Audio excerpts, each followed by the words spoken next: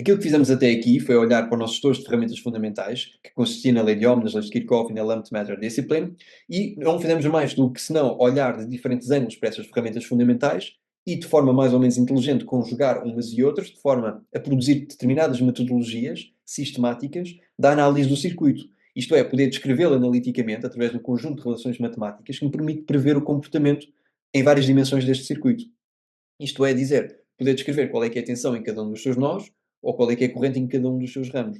E nós usamos, em primeiro lugar, o método das malhas, que consistia não mais do que usar a lei das tensões de Kirchhoff para cada uma das malhas fechadas das suas malhas essenciais, e depois usar a lei das correntes de Kirchhoff para relacionar a corrente que passava numa malha e noutra, ver a contribuição da corrente em cada um dos ramos, e depois, a partir daí, estabelecer com a lei de Ohm a relação de umas e outras e obtinha, a partir daí, um sistema de equações que eu conseguia resolver. E para duas malhas essenciais tinha duas equações e duas incógnitas, em que as duas incógnitas eram as duas correntes contributivas em cada uma das malhas essenciais.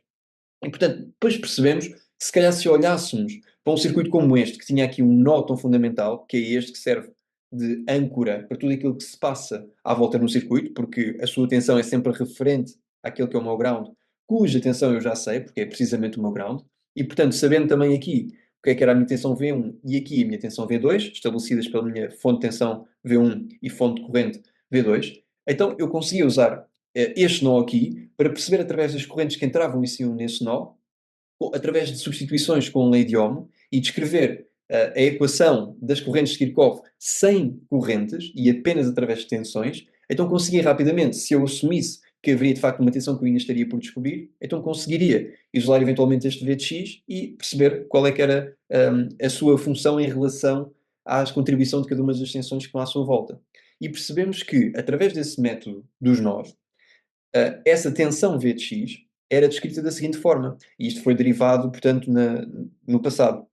1 sobre R1 mais 1 sobre R2 mais 1 sobre R3, e esta é então a minha resistência equivalente, que ele percepciona do circuito à sua volta. Vamos perceber que isto é uma resistência normalizante. E depois, o que é que nós tínhamos também?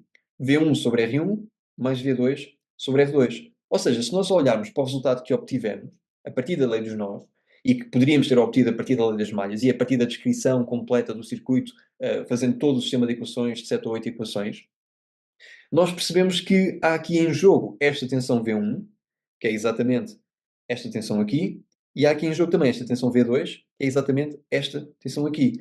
Ou seja, do ponto de vista intuitivo faz todo o sentido, não é? Vx, que é a minha tensão neste nó aqui, tem uma certa contribuição de V1 e uma certa contribuição de V2.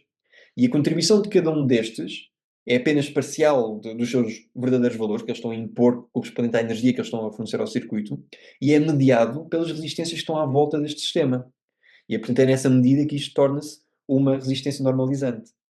Agora, hum, se eu olhar para aqui, para o comportamento do meu circuito, em casos mais extremos, que é, por exemplo, se V1 e V2 subirem bastante, naturalmente, Vx vai subir bastante.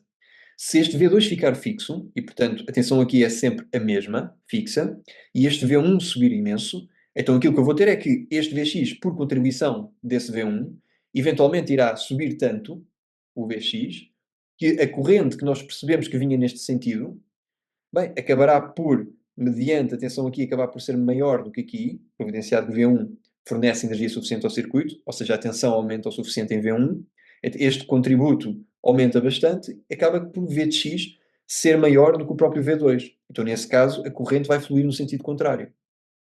Então, este Vx, de facto, tem uma contribuição das duas. E se eu tentar expandir isto, aquilo que eu posso fazer é, bem, simplificando aqui este termo, eu vou ter aqui R2, R3, R1, R3, mais R2, R1, e isto tudo sobre R1, R2, R3. A única coisa que eu fiz foi simplesmente juntei os termos todos, V1 sobre R1, mais V2 sobre R2. Portanto, eu estou a tentar dissecar do que é composto realmente este Vx, que é para poder perceber se eu consigo tirar algumas ilações a partir destes elementos contributivos para aquela que é a tensão Vx, e se consigo eventualmente, numa certa hipótese, isolar o comportamento de cada um deles e perceber se eu isolar aquela que é a contribuição de V1 e isolar aquela que é a contribuição de V2, se eu consigo no fim obter o tal Vx. Então, porque isso vai ser uma análise interessante. Eu agora, como isto é o inverso, isto basicamente eu posso cortar este R1 com este, quando tiver a multiplicar por este termo, e posso cortar este R2 com este, quando tiver a multiplicar por este termo aqui. E, portanto, aquilo com que eu vou acabar vai ser R2, R3, agora R2, R3, mais R1, R3, mais R2, R1, tudo isto vezes V1. Agora, multiplico também o outro termo, e vou ficar com, portanto, R1, R3, porque foram aqueles que não cortaram, e depois tem R2, R3, mais R1, R3, mais R2, R1, e isto vezes V2. Ora, vejamos o que é que nós obtivemos aqui. Isto aqui é um termo que eu posso tão facilmente chamar de alfa 1. E da mesma forma, isto é um termo que eu lhe posso chamar alfa 2.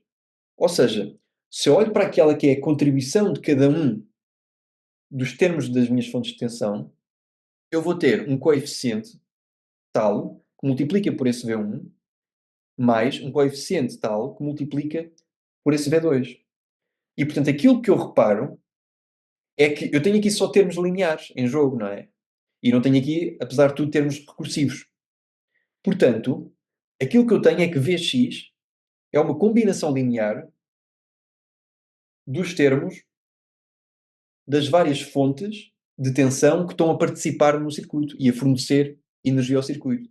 Bom, isto faz sentido do ponto de vista intuitivo, não é? De facto, eu só posso ter aqui uma tensão neste nó, que há de ser o resultado da contribuição das várias fontes de tensão que estão algures no meu circuito, não é? E neste circuito particularmente simples, é fácil ver isto. Há uma componente relacionada com V1 multiplicada por um coeficiente alfa 1 em jogo aqui, e depois há outra componente V2 também em jogo. E, em geral, aquilo que eu consigo obter é que para um determinado nó A, e a tensão nesse nó, vai ser nada mais, nada menos do que as várias contribuições das várias fontes de tensão mediante as várias configurações de resistências que estão ali à volta daquele nó essencial. Ou seja, no fundo isto é dizer, tenho aqui um alfa 1 V1, mais um alfa 2 V2, mais por aí fora, até ter eventualmente um alfa N Vn. E, portanto, eu consigo descrever a tensão nesse nó do meu circuito a partir de uma combinação linear da contribuição das várias tensões que estão em jogo também. Mas agora pensemos também no seguinte: será que isto deve ser a história toda? Porque eu já tinha visto no passado que não só fontes de tensão podiam entrar no jogo para fornecer energia ao circuito, mas também fontes de corrente, que eram não mais do que fontes de tensão que ajustavam a sua tensão de forma a impor a corrente que eu quisesse. E, portanto, certamente devo poder ter de conseguir incluí-las em jogo. Eu, de facto, posso, se calhar, tentar replicar aqui o circuito e agora olhar para aqui de outra forma, que é, vou substituir esta fonte de tensão que aqui está por uma fonte de corrente. Ok. Portanto, eu agora tenho aqui esta fonte de corrente. Isto mantém-se o meu V1, continua a haver aqui maior potencial do que aqui, continua a haver maior potencial aqui do que aqui. Este é o meu R1, este é o meu R2, este é o meu R3, portanto, tudo igual. Continua a ser o meu Vx aqui, só que a partir do momento em que eu digo que há uma tensão no nó do meu circuito, tenho necessariamente de estabelecer o meu ground. Eu estabeleço aqui exatamente onde são 0 volts e, portanto, já posso dizer que ali são Vx volts, aqui são V1 volts e aqui são V2 volts. Ok. Agora, eu quero poder olhar para aquilo que é o comportamento do meu circuito aqui, designando o que é Vx.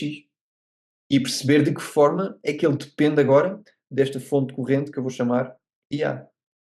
Bem, eu tenho aqui o meu nó A e vou usar a lei das correntes de Kirchhoff para esse nó A. E, portanto, estabelecendo um sentido para as correntes, vou estabelecer este, e este aqui pode ser o meu I2. Podia estabelecer ao contrário se eu quisesse a tal história da corrente negativa por aí fora, não importa. Portanto, este é o meu I1, mais I2 vai ser igual a I3. Portanto, nada diferente daquilo que nós já sabemos fazer, não é? Só que o que é I1? Bem, I1, e eu já não preciso estar a escrever o sistema de equações todo, portanto, na prática, no mundo real, nós não estamos a fazer o trabalho académico, porque isto não é preparação para um teste, é preparação para o mundo real, não é? Portanto, eu já sei o que é I1, não preciso de estar a escrever senão quando eu preciso dele. Então aqui vai ser V1 menos Vx, que drop tensão aqui, só a relembrar, sobre R1, essa é a minha corrente que passa por este ramo exatamente, mais I2, só que o que é I2? Bem, I2 é a corrente que passa por aqui. E vocês perguntam, mas a resistência não está aqui em jogo?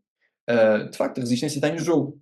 Não esquecer, a fonte de corrente é uma fonte de tensão que regula a sua tensão de forma a impor aquela corrente, ok? Portanto, se ela regula a sua tensão de forma a eu impor aquela corrente, a corrente que passa neste ramo é aquela que eu imponho. Portanto, efetivamente, quando eu ponho a fonte de corrente aqui, a única preocupação que eu tenho que ter é que a corrente que passa por aqui, para a minha lei das correntes de Kirchhoff. E, portanto, isto é apenas IA, ok? Esta é a corrente que passa por este ramo que aqui está. Ok, e agora o que é I3? I3 é Vx sobre R3. Bom, e agora é apenas um trabalho de eu manipular aqui um bocado a expressão. Se eu puser tudo aquilo que é termos independentes para um lado e tudo aquilo que é termos dependentes para o outro, aquilo que eu vou ter é, vou ter IA mais V1 sobre R1, isto vai ser igual a 1 sobre R1 mais 1 sobre R3 Vx. Ora, o que é que eu noto aqui? Isto é equivalente a dizer que Vx é igual então a 1 sobre R1 mais 1 sobre R3 elevado a menos 1. Vou ter uma expressão muito semelhante àquela que eu tive anteriormente, àquela que eu obtive aqui em cima, não é? Portanto, posso também tentar desdobrar a expressão da mesma forma que eu tinha feito lá atrás. Ou seja, portanto, aqui vai ficar R3 mais R1, eles vão multiplicar aqui em baixo, só que depois invirto isto por causa deste elevado a menos 1, e portanto vou ficar com R1, R3 aqui em cima. Depois, quando eles forem multiplicar por cada um dos termos, este R1 vai cortar com este R1, ok? Portanto, eu vou ter R3, R1 mais R3 V1 mais R1, R3, R1 mais R3 e A. Ou seja, o que é que eu obtive agora? Bem, eu interpretando isto aqui como sendo o meu alfa 1 e interpretando aqui isto como sendo o meu beta 1, eu não ponho alfa porque agora as unidades mudam, não é? Tenho ali mais uma resistência no numerador. Notar que isto são tensões, não é? Isto são tensões, portanto aqui os ohms cortam, aqui fica um ohm no numerador a mais, que depois multiplicado pelo ampere dá o volt, não é? Mas o que é que eu obtive? Tive uma combinação linear na mesma daquilo que são os meus termos que dependem de fontes de tensão com aqueles que são os meus termos que dependem de fontes de corrente. Ora, isto significa então que o meu Vx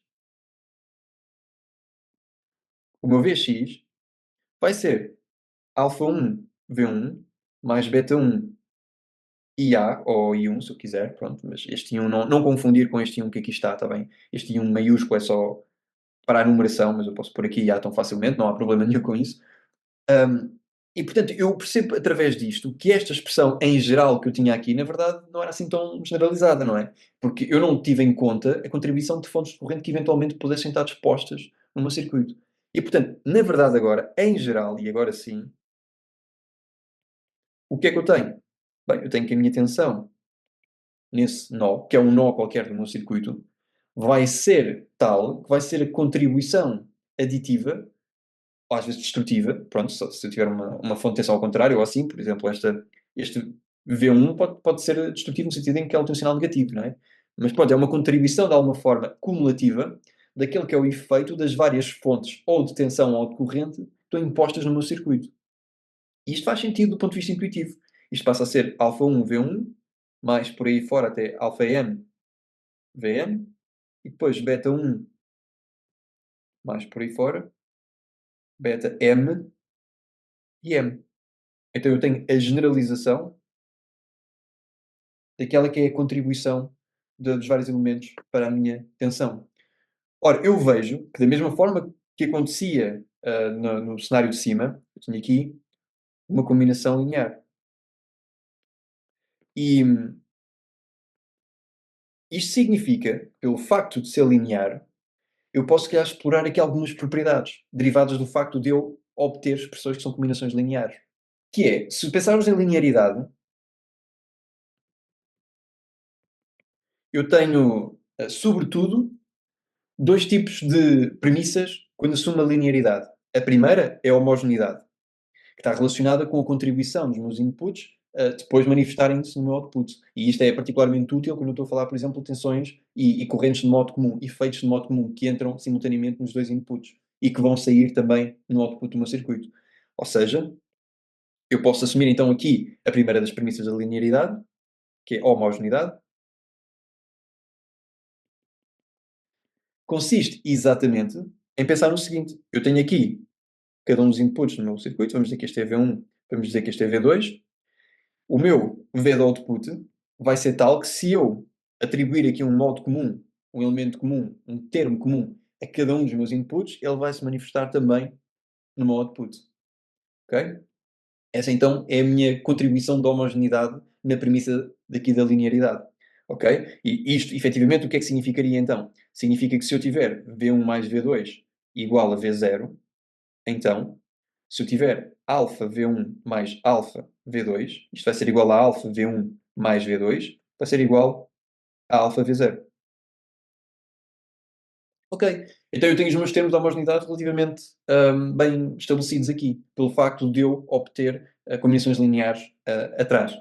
Isto é o mesmo que eu dizer que se eu der um contributo qualquer a esta fonte aqui e a esta fonte aqui, que seja semelhante nas duas, isso vai se manifestar efetivamente no meu Vx. Esse é um efeito que depois, estando aqui nesta fonte, estando aqui nesta fonte, vai sentir obviamente, porque ambas as fontes estão ligadas à fonte central. Se essa fonte central sente isso, quer para descer, quer para subir a tensão, isso vai se manifestar depois no output aqui. Portanto, este é um exemplo de uma aplicação direta disso. Mas há outra premissa da linearidade, não é? Que era precisamente a superposição ou a sobreposição. No que é que consistia esta superposição? Bem, agora é um conceito diferente, não é? Significa que eu consigo isolar o comportamento individual de cada uma destas fontes de tensão, de cada um destes contribuintes para a minha tensão final, e isolando-os consigo ver qual é o comportamento solitário de cada um deles e depois chamá-los individualmente. Porque se cada um contribui linearmente com uma parte, eu posso individualmente estudar cada um deles e depois chamá-los no fim. Esta é a ideia por trás da sobreposição. E, portanto, a nível, enfim, de representação esquemática, o que eu posso pensar é, tenho aqui o meu circuito qualquer, tenho aqui os meus inputs e tenho aqui o meu output. Portanto, este, vamos dizer que, sei lá, é o meu V1 e agora aqui é zero. Porquê que é zero? Bem, porque neste tipo de input eu estou a isolar qual é o comportamento V1. Ok? E eu vou ter como resultado disto um determinado, pode ser um Y1. Ok? E depois, aquilo que eu vou fazer é no mesmo circuito, isto é o mesmo circuito, vou colocar aqui um zero, agora no outro input, na outra entrada, e aqui um V2.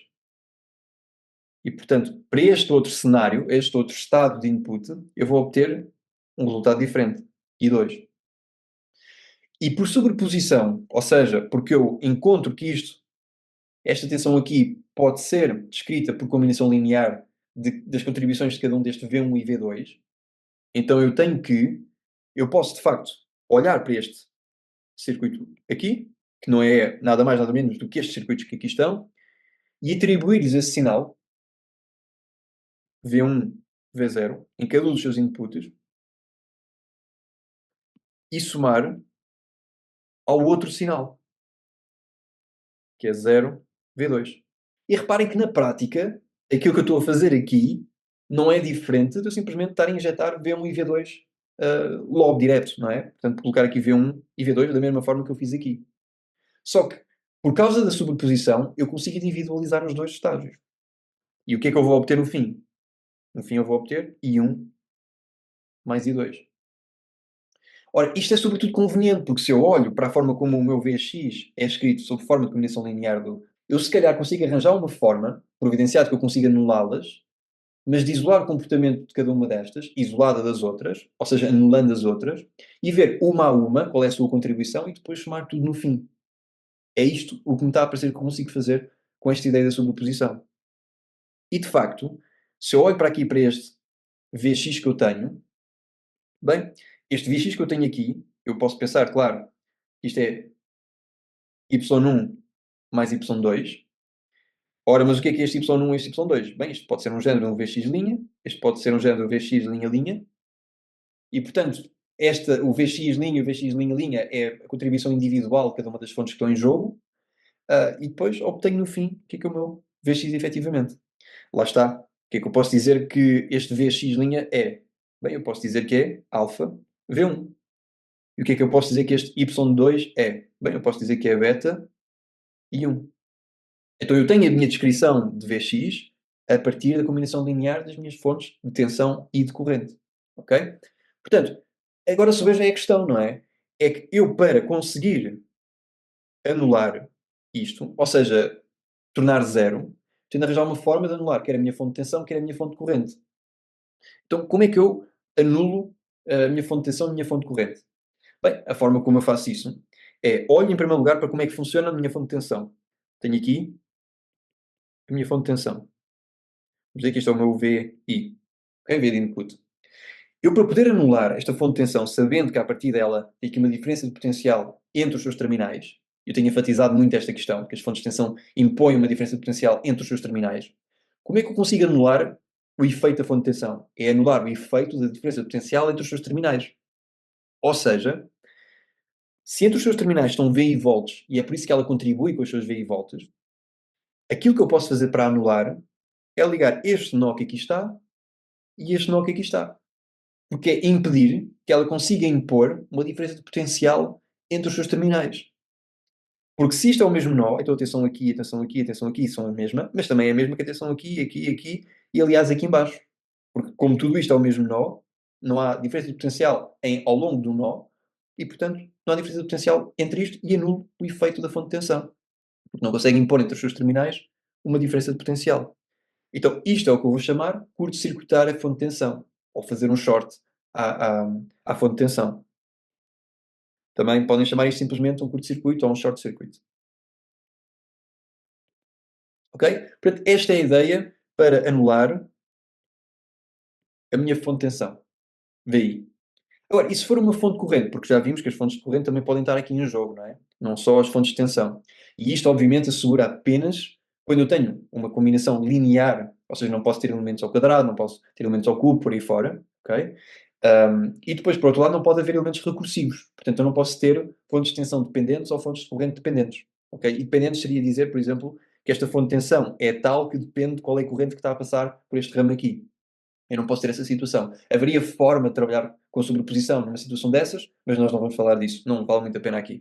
Ok. Então, e agora quero ir para anular a minha fonte de corrente. Como é que eu vou fazer isto? Continuo aqui com uma diferença de potencial entre os seus terminais, continua a haver na minha fonte de corrente uma diferença, um drop de tensão aqui, mas o que ela faz efetivamente é impor uma corrente que vamos dizer uma corrente IA.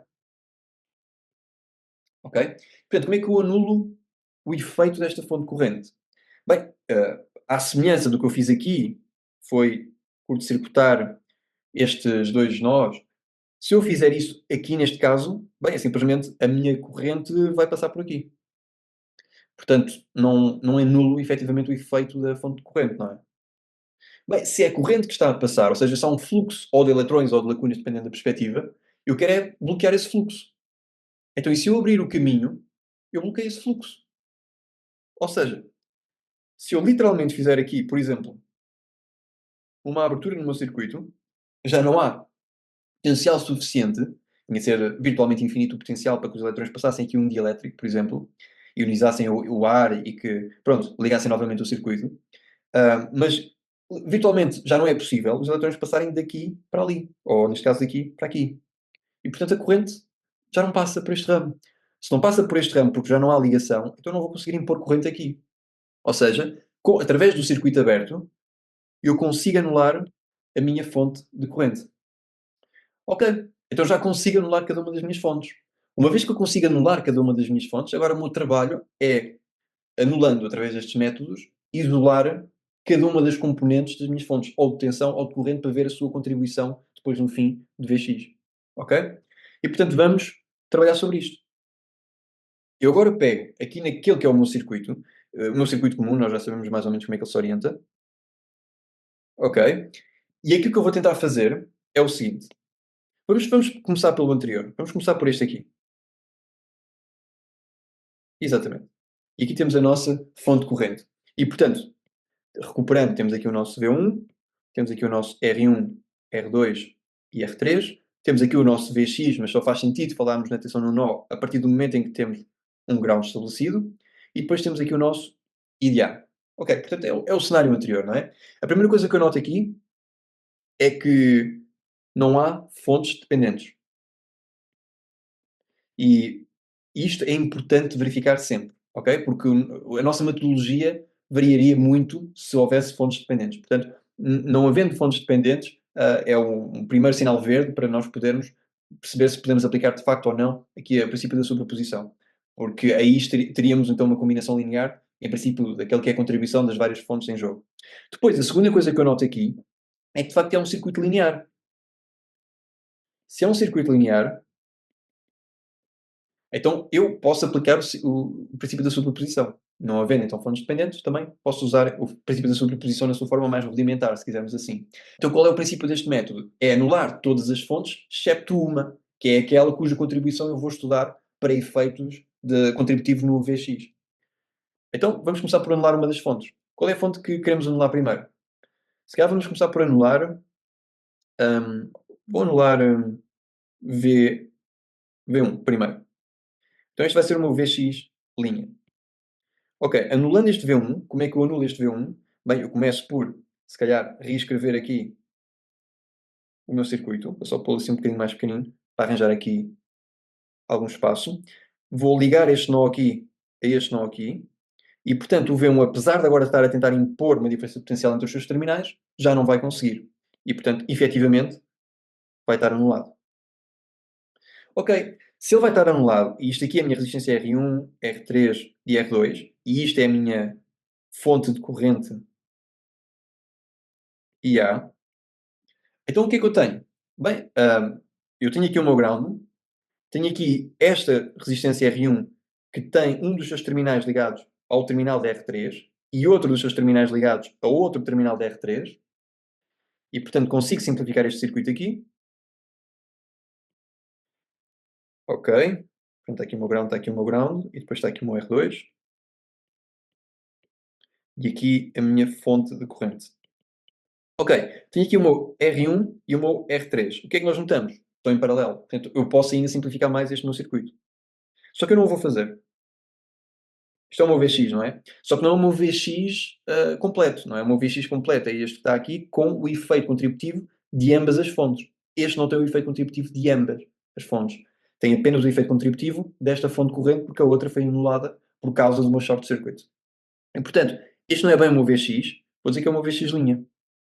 Ora, sendo o meu VX linha, é a contribuição apenas da fonte corrente IA para o efeito de tensão que VX sente. Ok?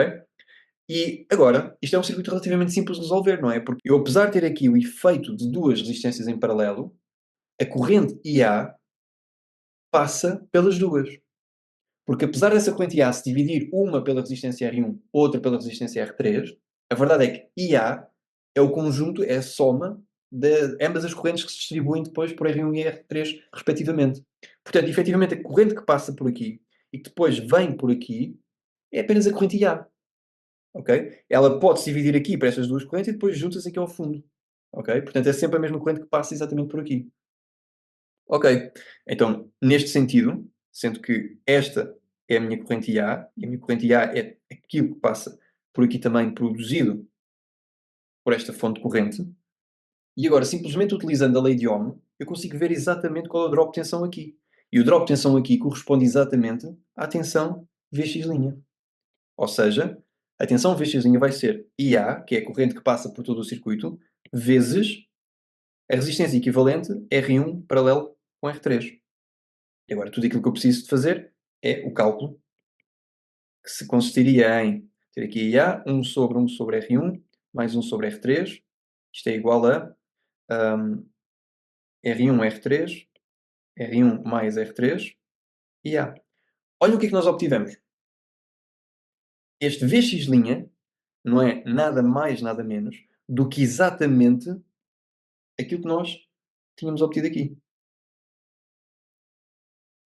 Ou seja, é a contribuição desta corrente IA para efeitos da tensão V de X. Bem, e eu agora já consegui então um dos primeiros termos. Tenho aqui então o meu Vx, que vai ser, por meu princípio, a composição de Vx' mais Vx'. Já tenho aqui um dos termos, que é o meu Vx', que corresponde justamente a R1, R3, R1 mais R3 e A, que eu obtive ali. E agora, eu vou anular o efeito de A, e isso vai-me dar a minha tensão ou contribuição da tensão para Vx, que é o meu Vx linha-linha. E, portanto, usando aqui o meu circuito também, agora quero anular esta que era a minha fonte corrente aqui, não é? Para eu anular esta minha fonte corrente, simplesmente faço aqui um circuito aberto. E aqui agora um circuito aberto. Isto mantém-se V1, isto mantém-se R1, R3 e R2. E agora quero poder estudar qual é a contribuição neste nó, da mesma forma que eu tinha feito aqui, para Vx'. Agora quero saber qual é o meu Vx'. Bem, o meu Vx' aqui é relativamente fácil de encontrar agora. Porquê? Porque tem aqui uma resistência R2, de facto, só que não há corrente a passar por ela. E, portanto, pela lei de Ohm, qual é o efeito quando eu tenho uma corrente zero, drop de tensão por um componente? A verdade é que não se aplica. Mas se quiserem ir por aqui, é zero. Não é? Porque se a corrente é zero, multiplica pela resistência e está a zero. A verdade é que a lei de Ohm não se aplica porque não há corrente a passar, efetivamente. Mas, de qualquer das formas, podem pensar exatamente que esta resistência aqui, bem, é completamente indiferente de estar aqui descrito ou não. Porque se não há drop de tensão para esta resistência, não precisaria descrever aqui. E, em particular, não há corrente a passar que vá para aqui, para este ramo, e, portanto, posso simplesmente ignorá-lo. Aqui eu tenho o meu ground. Eu tenho de estabelecer sempre o meu ground quando quero fazer cálculos de tensão. Um, o que é que eu tenho aqui? Bem, o que eu tenho aqui é que este Vx linha-linha é o divisor de tensão, que é R3, R1 mais R3, do meu input. E vimos isto, portanto, no vídeo sobre divisor de tensão. E o que é isto? Bem, isto é exatamente o resultado que eu tinha obtido aqui. R3 sobre R1 mais R3, V1. E, portanto, a partir daqui eu consigo obter o valor da minha tensão por contribuição das várias fontes, e a forma como eu obtenho isso é anulo todas as fontes excepto uma e vejo qual é a contribuição para aquele nó. E depois anulo outras, excepto outra, e vejo qual é a sua contribuição para aquele nó. E depois faço isso sistematicamente até varrer todas as contribuições de todas as fontes de tensão ou de corrente em jogo, e depois somo tudo para ver qual é a contribuição geral de todas para aquele determinado nó. Agora, nós podemos fazer isto também para o outro circuito. Só que eu olho para esta parte do circuito e nós já estamos um bocadinho cansados de olhar para este circuito sempre da mesma forma, não é? Nós temos vindo a variar um bocadinho o circuito nos outros vídeos e vamos fazer o mesmo neste. E eu vou aproveitar, aliás, este vídeo aqui para podermos explorar aqui um bocadinho um conceito que é eu olhar para este bloco de circuito, porque de facto a tensão que eu sinto aqui é um bocado indiferente, providenciado que eu tenha a mesma resistência equivalente aqui e a mesma tensão equivalente aqui, é indiferente como é que isto está arquiteturado aqui dentro.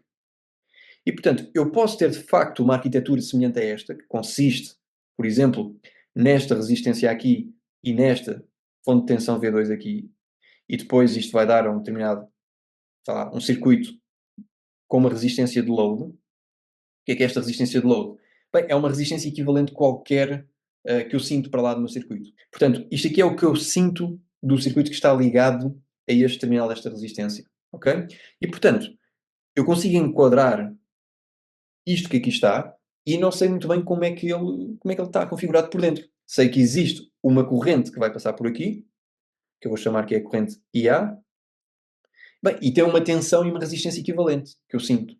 Ok? Eu não sei como é que aquilo está disposto por dentro, mas eu sinto essa resistência equivalente e essa tensão equivalente. E é exatamente essa resistência equivalente e tensão equivalente que me providenciam esta corrente IA, a passar eventualmente pelo meu load do circuito. Ok?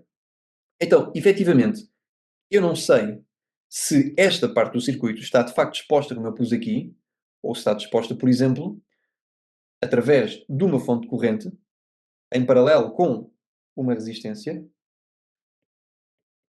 e depois tenho aqui o meu circuito load, que é o resto do meu circuito.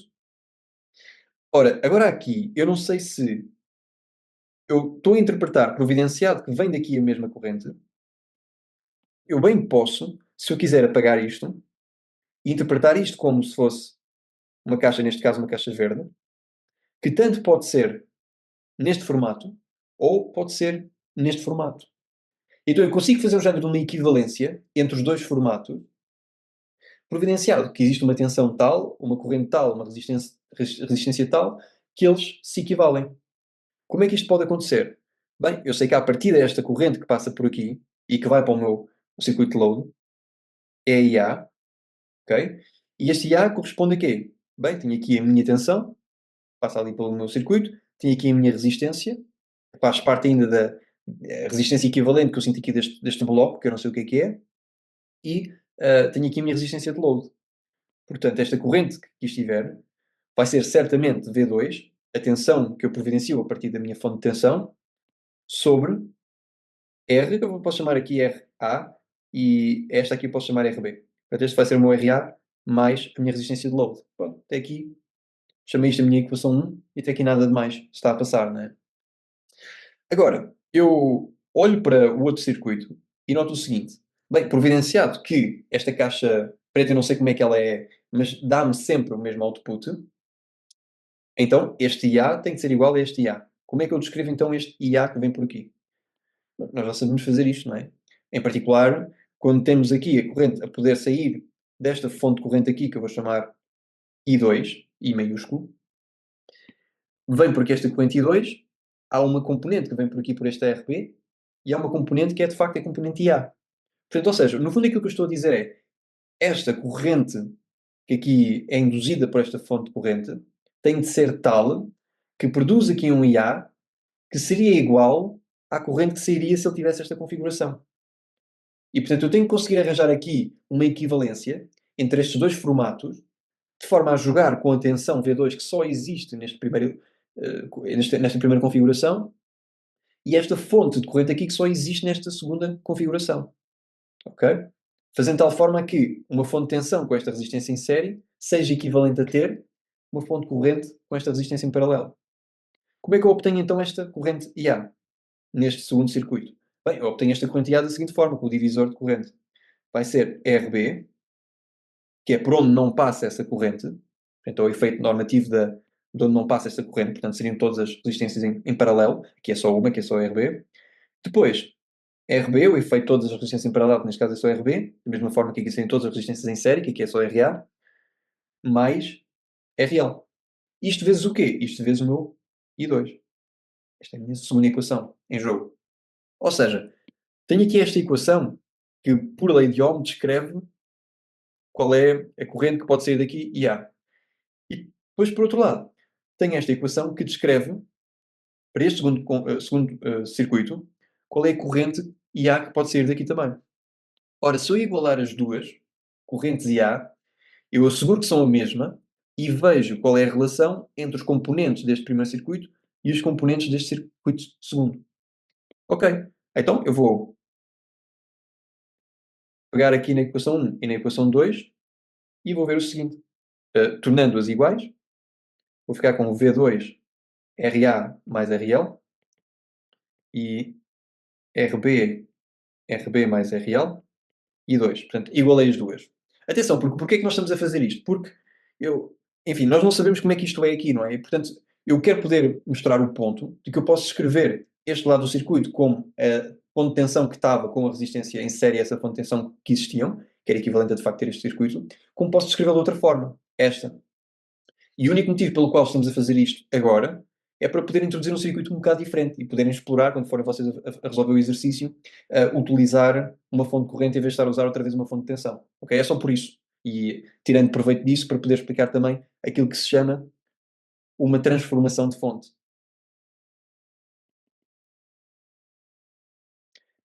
Uma transformação de fonte é exatamente isto. Eu poder transformar uma fonte de uma fonte de tensão com uma resistência em série numa fonte que é uma fonte de corrente com uma resistência em paralelo. Agora, eu só consigo fazer isto providenciado que eu olho para a minha relação, que eu estabeleci metendo o IA a ser igual nos dois casos, e vejo o seguinte. Bem, I2 é um parâmetro específico desta segunda configuração da fonte. V2 é um parâmetro específico desta primeira configuração da fonte. Portanto, aquilo que eu posso observar aqui é que eu tenho a resistência de load que é igual nos dois casos, que é o mesmo circuito, não é? É o mesmo circuito que não sabe o que é que está aqui dentro. E depois tenho aqui RA e RB. Ora, se RB for igual a RA, eu posso anular estes denominadores. Vão-se cortar respectivamente.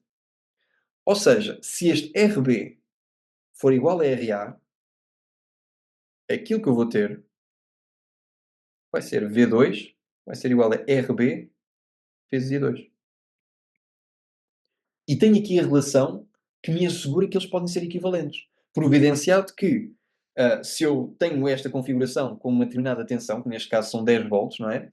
E esta resistência RA, que neste caso são 220 ohms, então providenciado que eu tenho isso, e atenção porque este RB agora também é RA, ok? Portanto eu vou simplesmente pôr aqui RA. E portanto, nesta transformação aqui, eu só tenho de assegurar que este RA, que está aqui, vai ser igual ao RB, que estaria em paralelo. Não me é difícil pensar como é que eu poderia fazer isto, não é? Exatamente a mesma resistência, só que em vez de estar em série, ponho-a em paralelo. E depois apenas asseguro que este V2 que eu tenho aqui, que são 10 volts, vão corresponder a uma determinada corrente. E portanto, se eu neste momento, para este circuito aqui,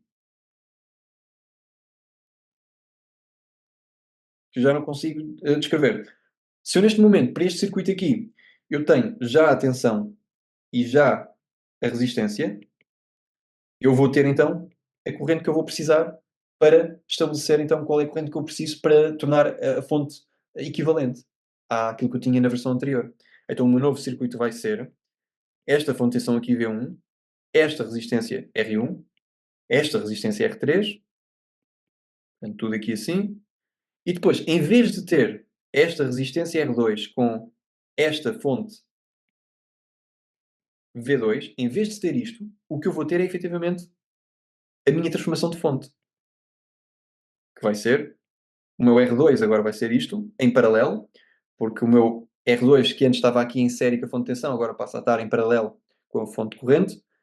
E agora, a minha nova fonte de corrente, cuja corrente I2 tem de relacionar-se com a minha versão anterior, antes da minha transformação de fonte, desta forma, pela lei de Ohm. Vai ser igual ao meu V2, que era 10 volts, sobre R2, que são 220 ohms. Portanto, qual é a corrente que eu vou obter aqui? Bem, se eu pegar na minha calculadora, eu sei que isto são 10 ohms e aqui 10 volts e aqui 220 ohms, portanto 1 sobre 22. Isto dá-me 45,45 miliamperes. E portanto, efetivamente, já sei tudo aquilo que eu preciso aqui, não é? Portanto, isto aqui passa a ser 45,45 miliamperes. Este meu R2 continua a ser 220 ohms.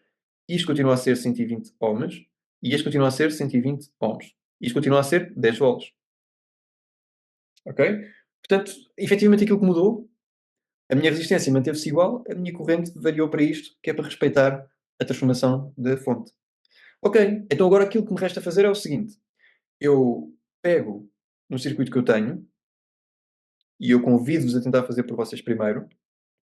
Isto aqui é a minha resistência R1, tenho aqui a minha resistência R3, a minha resistência R2 neste novo formato e a minha corrente IA. Agora vou utilizar o método da sobreposição para obter esta tensão aqui, Vx. Ok? Portanto, eu reitero apenas que o único motivo pelo qual eu coloquei isto agora com uma fonte corrente em paralelo com uma resistência era só para mostrar que era possível fazê-lo. Ok? Porque eu até presumo que podia ser mais fácil eventualmente de outra forma. Eu quero é que possam também passar pela experiência de estar a fazer não só esta transformação de fonte, e obviamente há aqui uma oportunidade para mostrar como é que isto pode ser feito, como também poderem fazer o exercício sem ter duas fontes de tensão, o que passa, faz-vos passar pelo mesmo exercício duas vezes, não é? É mais útil ter aqui mais do que uma fonte de tensão. Então temos uma fonte de tensão e uma fonte de corrente, para poderem anulá-los de forma diferente. E a fonte de tensão nós anulávamos da seguinte forma: pegávamos neste nó aqui e ligávamos com um fio ao nó de baixo.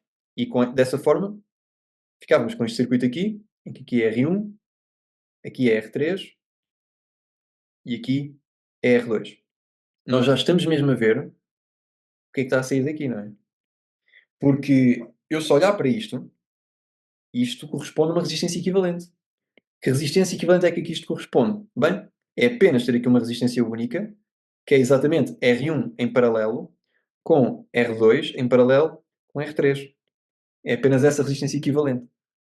e depois tenho aqui a minha fonte de tensão, perdão, a minha fonte de corrente IA, que me vai impor aqui a corrente IA. E já agora, é aqui exatamente que eu tenho o meu VX linha. A tensão que eu preciso de saber. Ora, qual é esta tensão? Só uma forma de saber qual é esta tensão que é muito rápida, não é? Porque é exatamente usar apenas a lei de Ohm. Eu tenho VX', que vai ser igual a R1 paralelo com R2 paralelo com R3, e isto vezes IA, e isto é a minha tensão. Portanto, eu, eu vou pôr-nos assim,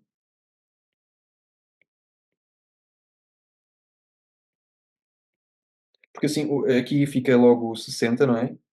Porque o R1 e R3 têm a mesma resistência, e isto fica paralelo com 220 vezes IA. O que é IA? 45,45 miliamperes. 45,45 vezes 10 elevado a menos 3. Ok, então eu tenho aqui 1 sobre 60 mais 1 sobre 220 vezes 0,04545. Pondo isto na calculadora, vou ficar com 1 a dividir por 60 mais 1 a dividir por 220, 1 a dividir por isso, vezes 0,04545. Isto deu-me 2,147 volts. Portanto, esta é a contribuição da minha fonte corrente para definir aquela que é a minha tensão em Vx. Mas ainda não é a minha tensão em Vx. Pelo menos completa. É apenas uma parte. É a parte contribuída pela fonte corrente. Então, isto foi tendo anulado V1. Ok? Agora, eu vou anular IA. Com isso, vou obter o meu V, X'. Bem, se eu anular o meu IA, significa que eu vou abrir o meu circuito aqui. E vou deixar a minha outra fonte de tensão. Portanto, significa que eu vou ficar então aqui com uma fonte de tensão, V1, com uma resistência R1, tenho aqui o meu R3 e tenho aqui o meu R2. Okay? Aqui o circuito está simplesmente aberto. Okay? Portanto, eu posso simplesmente ignorá-lo. Não há corrente que passe por ali. Ok, então a tensão aqui vai ser exatamente Vx linha a linha. Como é que eu posso obter a tensão aqui? Bem, isto é relativamente fácil, não é? Este aqui é o meu divisor de tensão. Já sei exatamente como resolver isto agora de forma praticamente imediata. Porque agora eu tenho aqui à minha frente duas resistências em paralelo, que é R2 paralelo com R3, e depois normalizado por toda a resistência que eu sinto ao longo do percurso. R1 mais R2 paralelo com R3. E isto vezes V1, que é, portanto, a contribuição do termo inicial. Ok, então vamos lá ver. O que é R2 paralelo com R3? Isto deu-me 3,929 volts. Então, em princípio, se eu fiz bem as contas, esta é a contribuição de tensão provocada por V1 para este nó UX, ou VX. Então vamos ver se de facto bate certo. VX, em princípio, vai ser a contribuição de VX', que eu obtive aqui em baixo, mais VX', que eu obtive ali mais em cima. 6,076 volts. Que é exatamente o resultado que nós tínhamos obtido anteriormente. E, portanto, o que é que nós conseguimos extrair a partir daqui, do método da sobreposição? Conseguimos extrair que eu consigo olhar para aquela que é a tensão num determinado nó providenciado, que é um circuito linear, ok? E onde eu posso aplicar a sobreposição, portanto não pode ter dependências de pontes, e nesse sentido consigo anular todas as fontes excepto uma e ver qual é a sua contribuição para aquele nó, para a tensão naquele nó. E depois repito este processo para cada uma das pontes que estão inseridas no circuito e que, portanto, que estão em jogo, tem algum elemento contributivo para a tensão naquele nó, e, portanto, e a partir daí, depois some tudo no fim e, em princípio, terei o resultado que é equivalente a todo o outro.